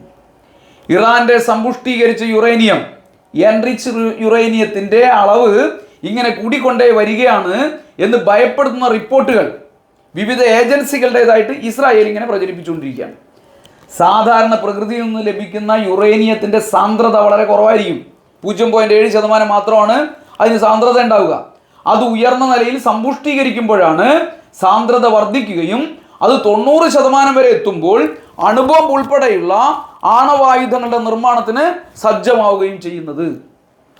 ഇറാൻ ഇപ്പോൾ അവരുടെ വ്യാവസായിക ആവശ്യങ്ങൾക്കായി 60% വരെ യുറേനിയം സമ്പുഷ്ടീകരിച്ച് അതിൻ്റെ പ്രവർത്തനങ്ങൾ നടത്തുന്നു എന്നാണ് അമേരിക്ക പറയുന്നത്. അമേരിക്കയുടെ റിപ്പോർട്ട് അത് 60%. 3.7% വരെ മാത്രമേ ഇറാൻ യുറേനിയം സമ്പുഷ്ടീകരിക്കാൻ പാടുള്ളൂ എന്ന് അമേരിക്കയുടെ കൂടെ പ്രഖ്യാപിക്കുകയാണ്. എന്നാൽ ആണവ കരാറിൽ നിന്ന് അമേരിക്ക പിൻവാങ്ങിയതോടെ ഇറാൻ ഇത്തരം കാര്യങ്ങളൊന്നും പാലിക്കേണ്ടതില്ല എന്ന അന്താരാഷ്ട്ര വ്യവസ്ഥ ഇപ്പോൾ നിലനിൽക്കുകയാണ്. അതിനൊന്നും ഒരു കാര്യമില്ല, ഞങ്ങൾ പ്രഖ്യാപിക്കും എന്ന് അമേരിക്ക പറഞ്ഞുകൊണ്ടിരിക്കുകയാണ്. ഇത് തന്നെ ഒരു കരാറുമില്ലാതെ ഇറാനെ നിയന്ത്രിക്കാനും അമേരിക്കക്ക് കഴിയാത്തൊരു സാഹചര്യം ഉണ്ടാകുന്നു. അതുകൊണ്ട് അത്തരമൊരു സാഹചര്യത്തിൽ ഒരു പുതിയ കരാറുണ്ടാക്കി ഇറാനെ നിയന്ത്രിക്കാനാണ് ട്രംപ് മുൻകൈ എടുത്തുകൊണ്ടിരിക്കുന്നത്. 5 റൗണ്ടാണ് ചർച്ച നടത്തിയത്. 6ാം റൗണ്ടിലേക്ക് ചർച്ച കഴിഞ്ഞ 15-ാം തീയതി നടക്കേണ്ടതായിരുന്നു. അതിനിടയിലാണ് ഭ്രാന്തു മുറുകിയ ട്രംപും ബെഞ്ചമിൻ നെതന്യാഹു കൂടി ആക്രമണങ്ങൾ ശക്തിപ്പെടുത്തുന്നത്. ഇറാൻ അണുവായുധങ്ങൾ നിർമ്മിക്കുന്നു എന്ന പേരിൽ 3ാം ലോക മഹായുദ്ധത്തിലേക്ക് ലോകത്തെ എത്തിക്കുന്ന ഇസ്രായേൽ ഫ്രാൻസിൻ്റെയും അമേരിക്കയുടെ ഒക്കെ സഹായത്തോടെ അണുവായുധങ്ങൾ നിർമ്മിച്ചെടുത്ത രാഷ്ട്രമാണ്. അന്താരാഷ്ട്ര വിദഗ്ധർ പറയുന്നത് ഇസ്രായേലിന് 80 മുതൽ 400 വരെ ആണവ ബോംബുകൾ കൈവശമുണ്ട് എന്നാണ്. ഇത് ലോകത്തിലെ തന്നെ ഏറ്റവും വലിയ ആണവ ശക്തികളിൽ ഒന്നാണെന്നും അവർ വിലയിരുത്തുകയാണ്. ഇസ്രായേൽ ജർമ്മനിയിൽ നിന്ന് വാങ്ങിയ ഡോൾഫിൻ ക്ലാസ് സബ്മറൈനുകൾ, ജെറിക്കോ, ബലാസ്റ്റിക് മിസൈലുകൾ ഇവയെല്ലാം വഴി അണുവായുധങ്ങൾ വിക്ഷേപിക്കാൻ കഴിവുള്ള ലോകത്തെ ഏറ്റവും പ്രധാനപ്പെട്ട രാഷ്ട്രമാണ് ഇസ്രായേൽ എന്ന് വിദഗ്ധന്മാർ സാക്ഷ്യപ്പെടുത്തുകയാണ്. മറ്റു പല രാജ്യങ്ങൾക്ക് ഈ പറയുന്ന സംവിധാനങ്ങളൊന്നുമില്ല, അത് ഉണ്ടാക്കി വെച്ചിരിക്കുക. പക്ഷേ ഇത് വിക്ഷേപിക്കാൻ അടക്കമുള്ള വലിയ ആയുധ കൂമ്പാരം ഇസ്രായേലിനുണ്ട് എന്ന് പറയാം. 1950 അമേരിക്ക ഇറാനെ ആറ്റോംസ് ഫോർ പീസ് എന്ന പദ്ധതിയിൽ ഉൾപ്പെടുത്തിയാണ് അണുവായുധ നിർമ്മാണം ആരംഭിച്ചു നൽകിയതെങ്കിൽ ഇതേ പദ്ധതി ഇസ്രായേലിനെ ഉൾപ്പെടുത്തിയത് 1956 ഫ്രാൻസ് ആയിരുന്നു. ദിമോണ എന്ന് പറഞ്ഞ സ്ഥലത്ത് ആണവ റിയാക്ടർ സ്ഥാപിക്കാൻ സാങ്കേതികമായ എല്ലാ സഹായവും ഫ്രാൻസ് നൽകി. പ്ലൂട്ടോണിയം ഉൽപ്പാദനത്തിന് വഴിയുണ്ടാക്കി കൊടുത്തതും ഫ്രാൻസ് തന്നെയായിരുന്നു. ഈ പദ്ധതിക്ക് 1969 അമേരിക്കൻ പ്രസിഡന്റ് റിച്ചാർഡ് നിക്സൺ അംഗീകാരം നൽകുകയും ചെയ്തിരുന്നതാണ്. ഇക്കാര്യത്തിൽ അന്നത്തെ അമേരിക്കയുടെ നയം എന്ന് പറയുന്നത് ഈ ആണവായുധങ്ങൾ ഇസ്രായേൽ ഇങ്ങനെ ഉണ്ടാക്കുന്ന ഘട്ടത്തിൽ ലോകത്ത് പല രാജ്യങ്ങളും പ്രതിഷേധവും എല്ലാമായി വന്നപ്പോൾ അമേരിക്കയുടെ ഈ കാര്യത്തിലുള്ള നിലപാട് നയം എന്ന് പറയുന്നത് ഡോണ്ട് ആസ്ക് ഡോണ്ട് ടെൽ എന്നായിരുന്നു. 1968 ഇസ്രായേൽ ഒരു ജർമ്മൻ കപ്പലിൽ നിന്ന് പ്ലംബാറ്റ് ഓപ്പറേഷനിലൂടെ 200 ടൺ പിണ്ഡമുള്ള യുറേനിയം ഓക്സൈഡ് മോഷ്ടിച്ചിരുന്നു എന്ന് ലോകത്ത് മാധ്യമങ്ങളെല്ലാം റിപ്പോർട്ട് ചെയ്തൊരു കാര്യമായിരുന്നു. 79 ദക്ഷിണാഫ്രിക്കയിൽ നിന്ന് പ്ലൂട്ടോണിയം നേരിട്ട് വാങ്ങി ആണവ വ്യാപനവും അതിൻ്റെ വികാസവും ആയുധങ്ങൾ ഉണ്ടാക്കലുമെല്ലാം ഇസ്രായേൽ ഏറ്റവും തീവ്രമായ നിലയിൽ തുടരുകയും ചെയ്തതാണ്. അപ്പോഴെല്ലാം ഇസ്രായേൽ പറഞ്ഞുകൊണ്ടിരുന്നത് അണുവായുധങ്ങൾ പ്രതിരോധത്തിന് മാത്രമേ ഞങ്ങൾ ഉപയോഗിക്കൂ എന്നാണ്. അത് തന്നെയാണ് ഇറാനും പറഞ്ഞുകൊണ്ടിരിക്കുന്നത്, അത് തന്നെയാണ് പണ്ട് ഇറാഖ് പറഞ്ഞുകൊണ്ടിരുന്നതും. എന്നാൽ അന്താരാഷ്ട്ര ആണവ നിരോധന ഉടമ്പടി NPT ഇസ്രായേൽ ഒപ്പിട്ടിരുന്നില്ല. അമേരിക്ക അതിന് സമ്മർദ്ദം ചെലുത്തിയതുമില്ല. എല്ലാ രാജ്യങ്ങളെയും ഇത് പറഞ്ഞ് ആക്രമിച്ചുകൊണ്ടിരിക്കുന്ന അമേരിക്ക ഇസ്രായേലിന് ഇക്കാര്യത്തിൽ എല്ലാ സഹായവും നൽകുകയായിരുന്നു. NPTയിൽ നിന്ന് ഇപ്പോഴും അവർ വിട്ടുനിൽക്കുകയാണ്. അതുകൊണ്ട് തന്നെ ഒരു അന്താരാഷ്ട്ര പരിശോധനക്കും ഇസ്രായേൽ വിധേയമാവുന്നില്ല. ഒരു ഘട്ടത്തിൽ അറബ് രാജ്യങ്ങൾ ഇതിനെതിരായി വലിയ പ്രതിഷേധം ഉയർത്തിക്കൊണ്ടുവന്നാണ്.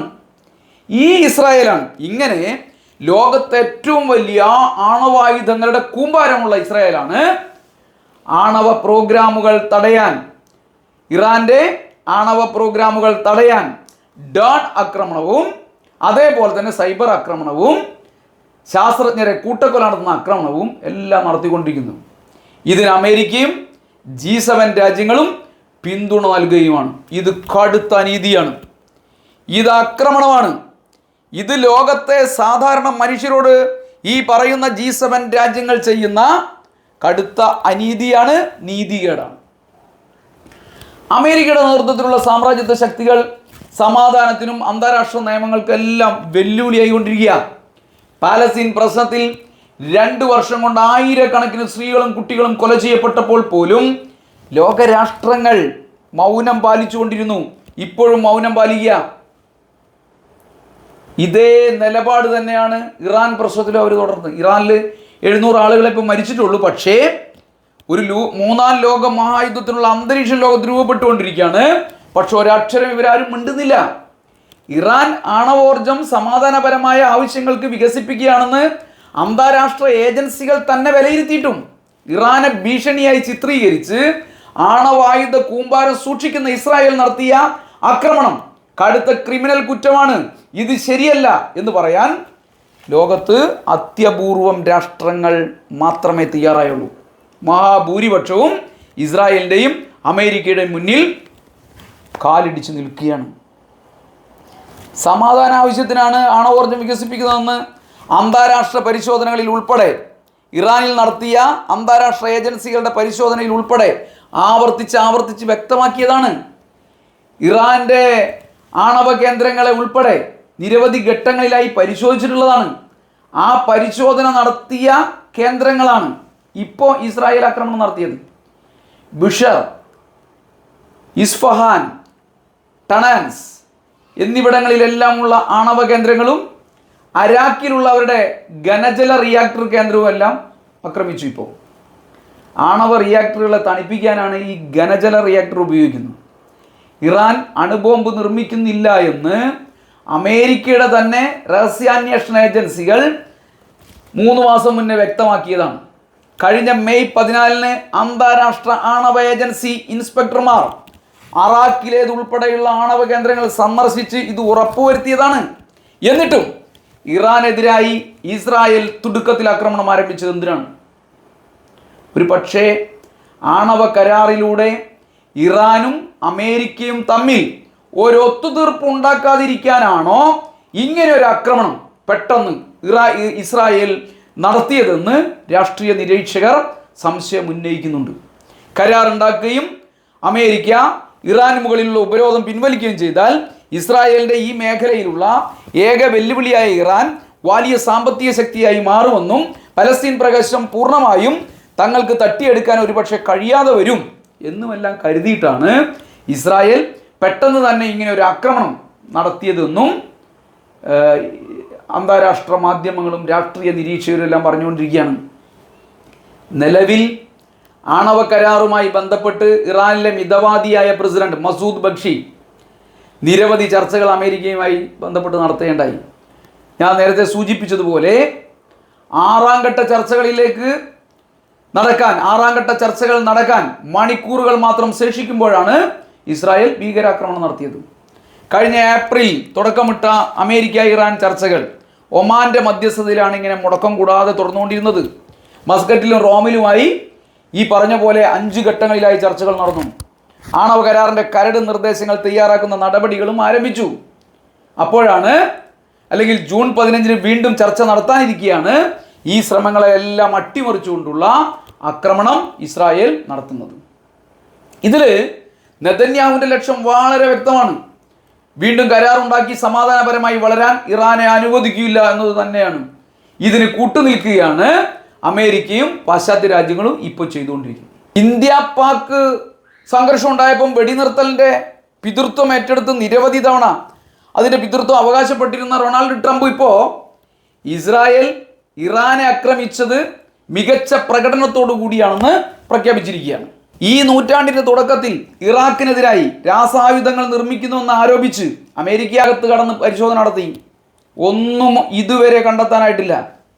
2003 ഇറാഖിനെ ആക്രമിച്ച് തകർത്ത് തങ്ങളുടെ അധിനിവേശം അവിടെ പൂർത്തീകരിക്കുകയും തങ്ങളുടെ നിയന്ത്രണത്തിലൊരു പാവ ഗവൺമെൻറ് അവിടെ സ്ഥാപിക്കുകയും ചെയ്യുമ്പോൾ അമേരിക്ക ലോകത്തോട് വിളിച്ചു പറഞ്ഞിട്ടുള്ള ഏറ്റവും പ്രധാനപ്പെട്ട ആരോപണം ഇറാഖ് കെമിക്കൽ ആയുധങ്ങളും ബയോളജിക്കൽ ആയുധങ്ങളും അതുപോലെ തന്നെ ന്യൂക്ലിയർ ആയുധങ്ങളും എല്ലാം ഉണ്ടാക്കിക്കൊണ്ടിരിക്കുകയാണ്. ഈ ആയുധങ്ങൾ മുഴുവൻ ലോകത്തെ ഭീകര രാഷ്ട്രങ്ങൾക്കും ഭീകര ഗ്രൂപ്പുകൾക്കുമെല്ലാം നൽകുന്നതിനുള്ള ശ്രമം നടത്തിക്കൊണ്ടിരിക്കുന്നു എന്നുള്ളതായിരുന്നു.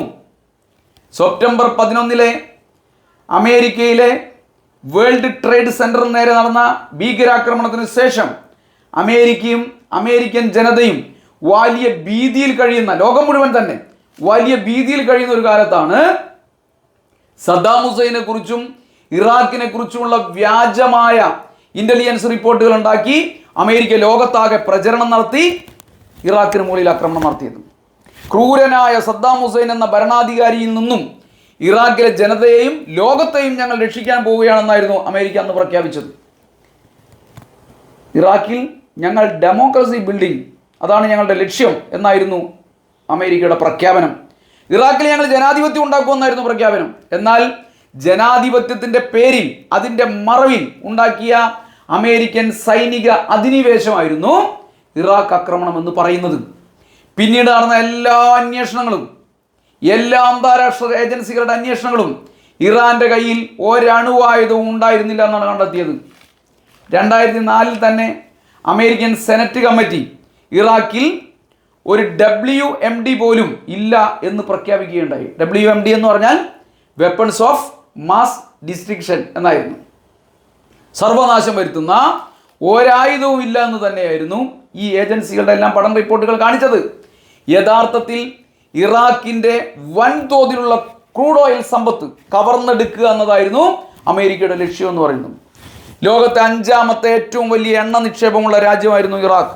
ലോകത്തെ 5ാമത്തെ ഏറ്റവും വലിയ എണ്ണ നിക്ഷേപമുള്ള രാജ്യമായിരുന്നു ഇറാഖ്. അധിനിവേശത്തോടുകൂടി അമേരിക്കൻ എണ്ണ കമ്പനികൾ ഇറാഖിലെ എണ്ണപ്പാടങ്ങൾ മുഴുവൻ കൈക്കലാക്കി. അമേരിക്ക, ഇറാൻ, സിറിയ തുടങ്ങിയ രാജ്യങ്ങളെ ചുറ്റിപ്പറ്റി ഈ മേഖലയുടെ മുഴുവൻ നിയന്ത്രണവും അമേരിക്ക ഉറപ്പുവരുത്തി.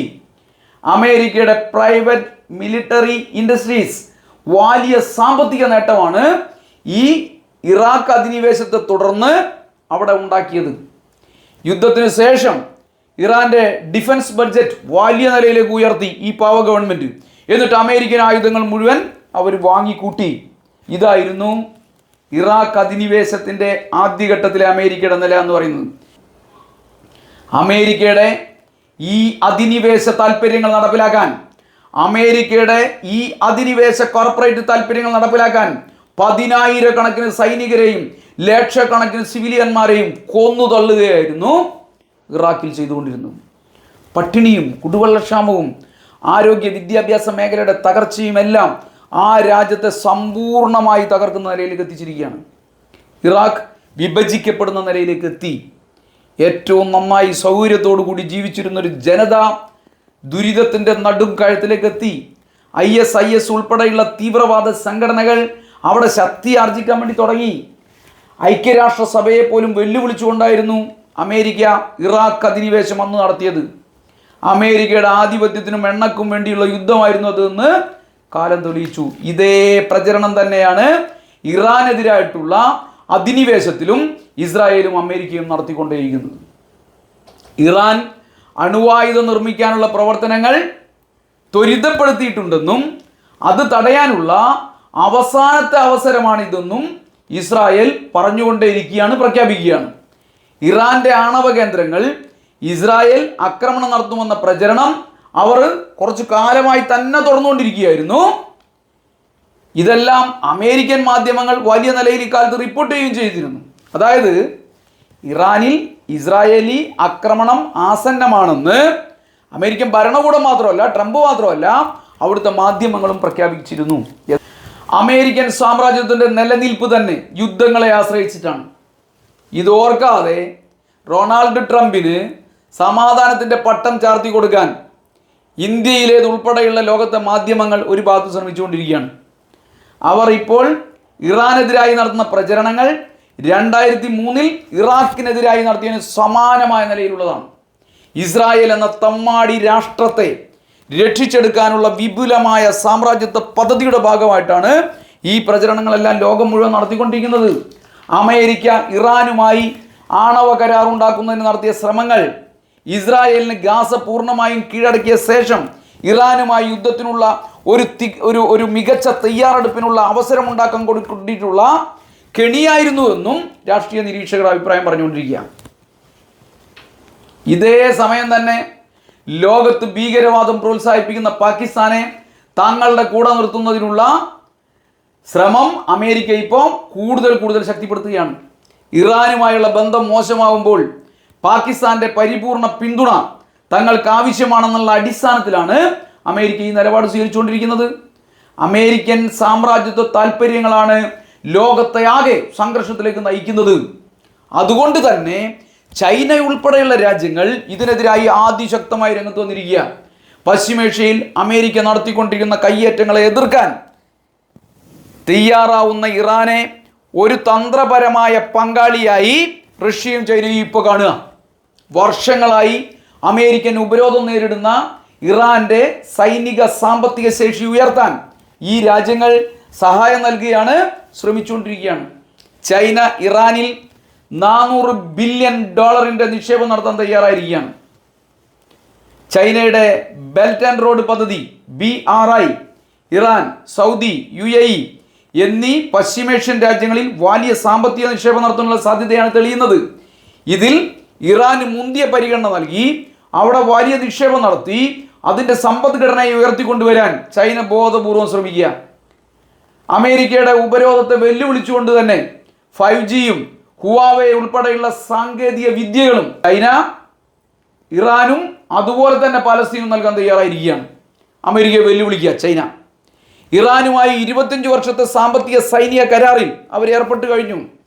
സാങ്കേതിക സൈനിക സഹായങ്ങൾ കുറഞ്ഞ ചെലവിൽ ഇറാന് നൽകാൻ ചൈന തയ്യാറായിരിക്കുകയാണ്.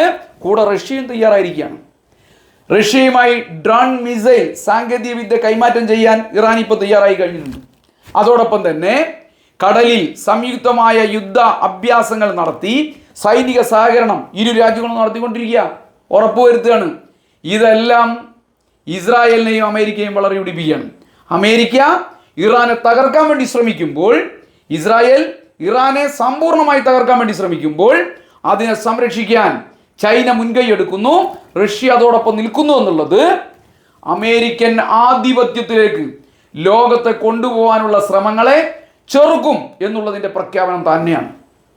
എല്ലാ കാലത്തും ഇസ്രായേലിൻ്റെ ഭീകരതക്കെതിരായി പലസ്തീൻ ജനതയ്ക്ക് ഒപ്പം അണിനിരന്ന ഇന്ത്യ എന്ന് പറയുന്ന നമ്മുടെ പ്രിയപ്പെട്ട രാജ്യം ഇപ്പോൾ അമേരിക്കയുടെ ജൂനിയർ പങ്കാളിയായിരിക്കുകയാണ്. ഇസ്രായേലിൻ്റെ നിഷ്ഠൂരമായ പ്രവർത്തനങ്ങൾക്കെല്ലാം ഇന്ത്യ മൗനാനുവാദം നൽകുകയും പിന്തുണ നൽകുകയും ചെയ്തുകൊണ്ടിരിക്കുക. മോഡി സർക്കാർ ഇപ്പോഴത്തെ ഇറാൻ വിഷയത്തിൽ മൗനം പുലർത്തിക്കൊണ്ടിരിക്കുക. ലജ്ജാകരമായ അവസ്ഥയാണിത്. ഈ ലോകത്തെ തന്നെ ഏറ്റവും പ്രധാനപ്പെട്ട ഒരു രാഷ്ട്രം ലോകമൊരു യുദ്ധത്തിലേക്ക് പോകുന്ന സാഹചര്യത്തിൽ ഒരക്ഷരം ഉണ്ടാതിരിക്കുന്നത് ലജ്ജാകരം തന്നെയാണ്. നമ്മുടെ രാജ്യത്തിൻ്റെ സ്വയം നിർണയാവകാശം എന്ന ഒരു അന്തർദേശീയ നയം, ചേരിചേരാ നയം, ഇതെല്ലാം സമ്പൂർണ്ണമായി ഇല്ലാതെയാക്കുകയാണ് മോഡി ചെയ്തുകൊണ്ടിരിക്കുന്നത്. അമേരിക്കയുടെ ജൂനിയർ പാർട്ട്ണറായി ഇന്ത്യ എന്ന നമ്മുടെ പ്രിയപ്പെട്ട രാജ്യത്തെ മാറ്റിയിരിക്കുകയാണ് നരേന്ദ്രമോദിയും BJPയും സംഘപരിവാറും എല്ലാം ചേർന്ന്. സാമ്രാജ്യത്വത്തിന് വിധേയമായി അവരുടെ കാൽ കീഴിൽ മുട്ടിലെഴയുന്ന ഇന്ത്യയെ നമുക്ക് രക്ഷിക്കണമെങ്കിൽ മോഡി സർക്കാരിൻ്റെ ഈ നിലപാടുകൾക്കെതിരായി അതിശക്തമായ പോരാട്ടം, പ്രക്ഷോഭം നാം ഉയർത്തിക്കൊണ്ടുവരണം. ഹൈദരാബാദിൽ അദാനി ഹെൽബിറ്റ് ഡ്രോൺ കോംപ്ലക്സിൽ നിർമ്മിക്കുന്ന ഡ്രോണുകളാണ് പാലസ്തീനിലും അതുപോലെ തന്നെ ഇറാനിലുമെല്ലാം നിരപരാധികൾക്കെതിരായി ഇസ്രായേൽ ഉപയോഗിച്ചുകൊണ്ടിരിക്കുന്നത്. ഡ്രോൺ ഉൽപാദനത്തിൻ്റെയും സാങ്കേതിക വിദ്യ കൈമാറ്റത്തിൻ്റെയും മേഖലയിൽ മോദി, നെതന്യാഹു, അദാനി കൂട്ടുകെട്ട് ഏറ്റവും പ്രധാനപ്പെട്ട പങ്കാണെന്ന് വഹിച്ചുകൊണ്ടിരിക്കുന്നത്. അതായത് അദാനിയുടെ ആയുധ കമ്പനിയായ Adani defence and aerospace Israeli ആയുധ നിർമ്മാതാവാണ് LB സിസ്റ്റം. ഇവർ രണ്ടു കൂട്ടർ കൂടി ചേർന്നുകൊണ്ടാണ് ഹൈദരാബാദിൽ ഡ്രോൺ നിർമ്മാണ ഫാക്ടറി സ്ഥാപിച്ചത്. മാരക ശേഷിയുള്ള ഹെർമിസ് 900 ഡ്രോണുകൾ ഉൾപ്പെടെ ഉൽപ്പാദിപ്പിക്കുന്ന ഒരു വലിയ യൂണിറ്റാണിത്. 36 മണിക്കൂർ തുടർച്ചയായി അന്തരീക്ഷത്തിൽ സഞ്ചരിക്കാനും 9000 മീറ്റർ ഉയരത്തിൽ എത്താനുമൊക്കെ കഴിയുന്ന മാരക ശേഷിയുള്ള ഡ്രോണാണ് ഇവിടെ ഉൽപ്പാദിപ്പിക്കുന്നത്. ഇതിൻ്റെ 70% സംവിധാനങ്ങളും ഇന്ത്യയിൽ നിന്നുണ്ടാക്കിയാണ്. ഇന്ത്യൻ നിർമ്മിത സ്പെയർ പാർട്സുകൾ ഉൾപ്പെടെയുള്ള സാങ്കേതിക വിദ്യയാണ് ഉപയോഗിക്കുന്നത്. ഈ ഡ്രോണുകളാണ് ഫലസ്തീനിൽ 10,000 കുട്ടികളെയും സ്ത്രീകളെയും എല്ലാം കൊല ചെയ്യുന്നതിന് ഉപയോഗിച്ചുകൊണ്ടിരിക്കുന്നത്, ഇപ്പം ഇറാനിൽ ഉപയോഗിച്ചുകൊണ്ടിരിക്കുന്നത്. ഇസ്രായേലിൻ്റെ ഒരു സ്ട്രാറ്റജിക് പ്രൊഡക്ഷൻ ഹബായി ഹൈദരാബാദും ഇന്ത്യൻ മണ്ണും മാറുകയാണ്. മോഡിയും നെതന്യാഹുവും അതേപോലെ തന്നെ അമേരിക്കയും ഇസ്രായേലും എല്ലാം കൂടി ചേർന്നിട്ടുള്ള സഖ്യം ഇതിനെ മാറ്റുകയാണ്. $4.2 ബില്യൺ ആയുധ കച്ചവടമാണ് ഇന്ത്യ ഇസ്രായേലുമായി ഇപ്പോൾ നടത്തിക്കൊണ്ടിരിക്കുന്നത്. 1 ബില്യൺ എന്നാൽ 100 കോടി. നമുക്ക് സങ്കല്പിക്കാൻ വേണ്ടി പറ്റാത്ത തുകയുടെ ആയുധ ഇടപാടുകൾ ഓരോ വർഷവും ഇസ്രായേലുമായി ഇന്ത്യ നടത്തിക്കൊണ്ടിരിക്കുക. ഇസ്രായേൽ കയറ്റുമതി ചെയ്യുന്ന ആയുധങ്ങളുടെ 46% വാങ്ങുന്നത് ഇന്ത്യയാണെന്നാണ് ഏറ്റവും അവസാനത്തെ കണക്കുകൾ കാണിക്കുന്നത്. അതായത് ഇസ്രായേലിൻ്റെ ആയുധങ്ങൾ വാങ്ങിക്കൂട്ടുന്ന ലോകത്തിലെ ഏറ്റവും വലിയ രാജ്യമായി ഇന്ത്യയെ മോഡി മാറ്റിയിരിക്കുക. ഇസ്രായേലിൻ്റെ ഡ്രോണുകളും ആയുധങ്ങളുമാണ് ഇന്ത്യ ചൈന അതിർത്തികളിൽ ഉൾപ്പെടെ കാശ്മീരിൽ ഉൾപ്പെടെ എല്ലാം നിരീക്ഷണത്തിനായി മോഡി ഗവൺമെന്റ് ഇപ്പോൾ ഉപയോഗിച്ചുകൊണ്ടിരിക്കുന്നത്. തമ്മാടി രാഷ്ട്രമായ ഇസ്രായേലിൽ നിന്ന് ആയുധങ്ങൾ വാങ്ങുന്നതുൾപ്പെടെ എല്ലാ ഇടപാടുകളും ഇന്ത്യ നിർത്തൽ ചെയ്യണം എന്ന് ഇന്ത്യൻ ജനത ഒട്ടാകെ ഒറ്റക്കെട്ടായി ആവശ്യപ്പെടേണ്ട ഒരു കാലമാണ് നമ്മുടെ മുന്നിലുള്ളത്. സാമ്രാജ്യത്വത്തിന്റെ കീഴിൽ ഈ രാജ്യത്തെ കൊണ്ടുപോയി അടിയറ വെക്കാൻ ഞങ്ങൾ അനുവദിക്കില്ല എന്ന് മോഡി നയങ്ങളുടെ പശ്ചാത്തലത്തിൽ അഭിമാനത്തോടു കൂടി നമുക്ക് പ്രഖ്യാപിക്കാൻ വേണ്ടി കഴിയണം. ഇസ്രായേലിന് ഇന്ത്യ നൽകിക്കൊണ്ടിരിക്കുന്ന എല്ലാ തരത്തിലുമുള്ള ആയുധങ്ങളുടെ വിതരണവും സഹായവുമെല്ലാം മോഡി സർക്കാർ അടിയന്തരമായി നിർത്തിവെക്കണം എന്ന് നമുക്ക് ആവശ്യപ്പെടണം. ഇന്ത്യൻ ജനത ഒറ്റക്കെട്ടായി ആവശ്യപ്പെടണം. നിങ്ങൾ നോക്ക്, പഗാസസ് എന്ന് പറയുന്ന ഇസ്രായേൽ ചാര സോഫ്റ്റ്വെയർ ഉപയോഗിച്ചാണ് ഇന്ത്യയിലെ രാഷ്ട്രീയ നേതാക്കൾ, പത്രപ്രവർത്തകർ, മനുഷ്യാവകാശ പ്രവർത്തകർ, BJPയുടെ എതിരാളികളായി പ്രവർത്തിക്കുന്നവരായിട്ടുള്ള എല്ലാ ആളുകളുടെയും ഫോണുകൾ മോഡി സർക്കാർ ട്രാക്ക് ചെയ്തത്. ഫോണുകളിൽ ഈ ചാര സോഫ്റ്റ്വെയർ ഒളിച്ചു കടത്തിവിട്ട് അതിലെ ഡാറ്റ മുഴുവൻ ട്രാക്ക് ചെയ്യാനാണ് കേന്ദ്ര സർക്കാർ ശ്രമിച്ചത്. അപ്പോൾ ഇന്ത്യ രാജ്യത്തെ ജനങ്ങളെ തന്നെ കൈകാര്യം ചെയ്യാൻ ഇസ്രായേലുമായി സഖ്യമുണ്ടാക്കി നമ്മുടെ നികുതി പണം കൊടുത്ത് നമ്മളെ ഒറ്റുകൊടുക്കുകയാണ് മോഡി ചെയ്തുകൊണ്ടിരിക്കുന്നത്. ഇസ്രായേൽ എന്ന തമ്മാടി രാഷ്ട്രത്തിന്റെ മനുഷ്യത്വ വിരുദ്ധമായ ഇത്തരം പ്രവർത്തനങ്ങളെ മതപരമായ സംഘർഷങ്ങളാക്കി ചുരുക്കുന്നതിനെതിരായിട്ടുള്ള ജാഗ്രതയും നമുക്ക് പുലർത്താൻ വേണ്ടി കഴിയണം.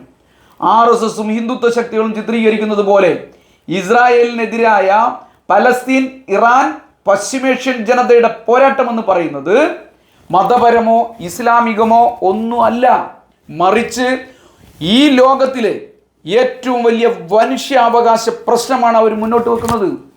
ഈ ഭൂമിയിൽ പിറന്ന, ഈ മണ്ണിൽ പിറന്ന, ഈ പിറന്ന മണ്ണിൽ ജീവിക്കാനുള്ള ഒരു ജനതയുടെ അവകാശങ്ങളെ തകർക്കുകയാണ് അമേരിക്കൻ സാമ്രാജ്യം ചെയ്തുകൊണ്ടിരിക്കുന്നത്.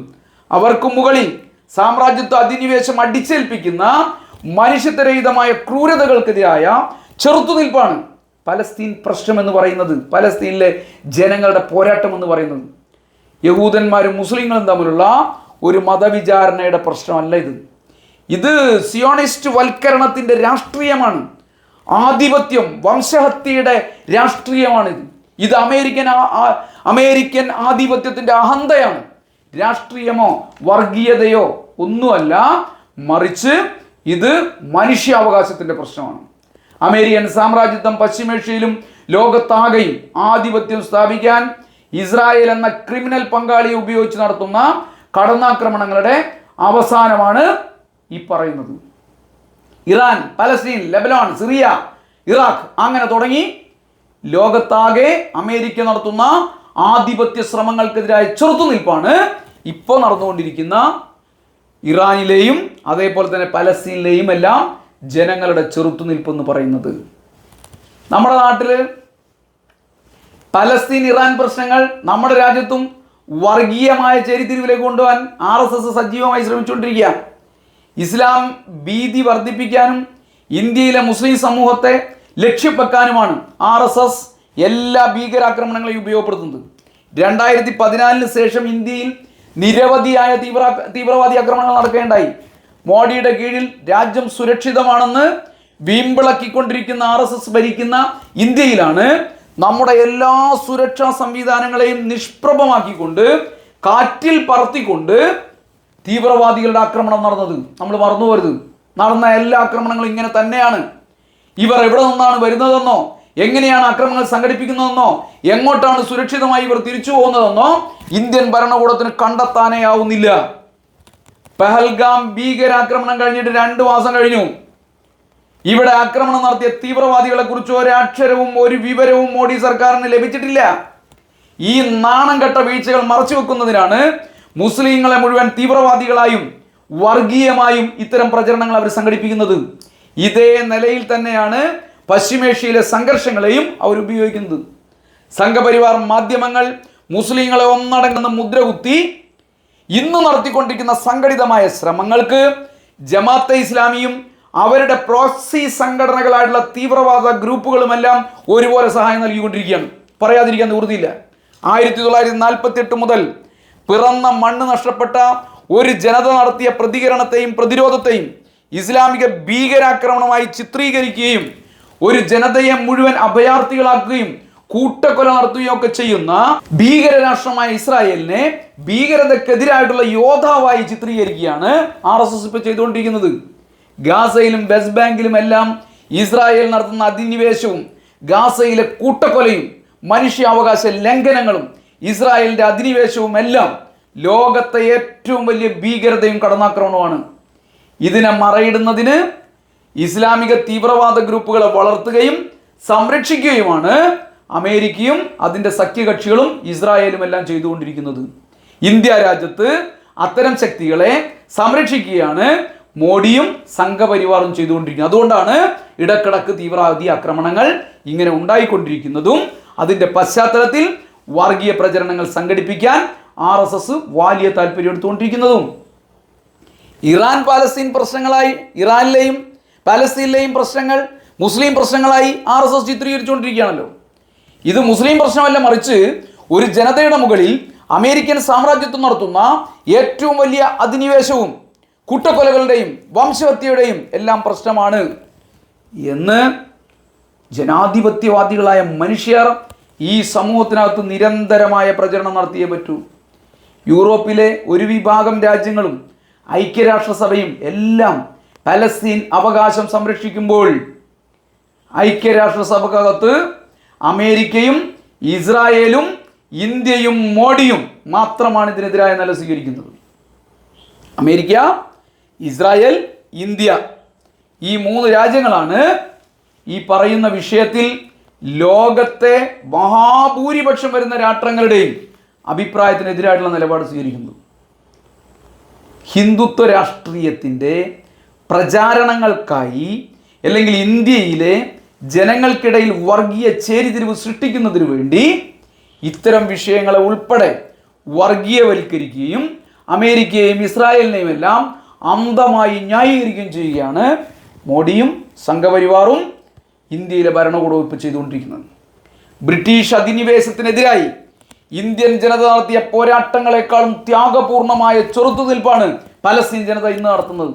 എന്നാൽ ഇന്ത്യൻ സ്വാതന്ത്ര്യ സമര പോരാട്ടത്തെ ബ്രിട്ടൻ ഒറ്റുകൊടുത്ത പാരമ്പര്യമുള്ള RSSന് ഒരു ജനതയുടെ മാതൃഭൂമിയുടെ മോചനത്തെക്കുറിച്ച് ചിന്തിക്കാൻ വേണ്ടി പോലും കഴിയില്ല എന്നുള്ള കാര്യം നമുക്ക് മനസ്സിലാക്കാവുന്നതേ ഉള്ളൂ. അന്ന് ബ്രിട്ടന് വിടുവേല ചെയ്തവർ ഇന്ന് അമേരിക്കക്ക്, ഇസ്രായേലിന് വിടുപണി ചെയ്യുന്നു എന്നുള്ള മാത്രം വ്യത്യാസമേ ഉള്ളൂ. കാശ്മീരിലെ പഹൽഗാമിൽ നിരപരാധികൾക്ക് നേരെയുണ്ടായ ഭീകരാക്രമണവും പ്രകോപനമില്ലാതെ ഇറാന് നേരെ ഇസ്രായേൽ നടത്തിയ ആക്രമണവും തമ്മിൽ ഒരു വ്യത്യാസവുമില്ല. നമ്മുടെ രാജ്യം അതിശക്തമായ പ്രത്യാക്രമണവും പ്രതിരോധവും പ്രതിഷേധവും എല്ലാം പഹൽഗാം ആക്രമണത്തിനെതിരായി സംഘടിപ്പിച്ചു. ലോകം അന്ന് നമുക്ക് പിന്തുണ നൽകി. ഇതേ നിലപാട് തന്നെയാണ് ഇസ്രായേലിനെതിരായി നമ്മുടെ രാജ്യവും സ്വീകരിക്കേണ്ടത്. എന്നാൽ ഇന്ത്യ എടുത്തുകൊണ്ടിരിക്കുന്ന നിലപാട് അമേരിക്കക്ക് കീഴ്പ്പെട്ടുകൊണ്ട് ഇസ്രായേലിന് അനുകൂലമായ നിലപാടാണ്. ഇസ്രായേലിൻ്റെ ഈ അതിക്രമങ്ങൾക്കെതിരായി, അമേരിക്കയുടെ ഈ ആധിപത്യ ശ്രമത്തിനെതിരായി, ജനങ്ങളെ കൂട്ടക്കൊല നടത്തിക്കൊണ്ടിരിക്കുന്ന അമേരിക്കൻ ശ്രമങ്ങൾക്കെതിരായി ഒറ്റക്കെട്ടായി ഇന്ത്യൻ ജനത അണിനിരക്കണമെന്നാണ് ഇത്തരം പ്രതിഷേധങ്ങളിലൂടെ നാം ഈ രാജ്യത്തോട് പറഞ്ഞുകൊണ്ടിരിക്കുന്നത്.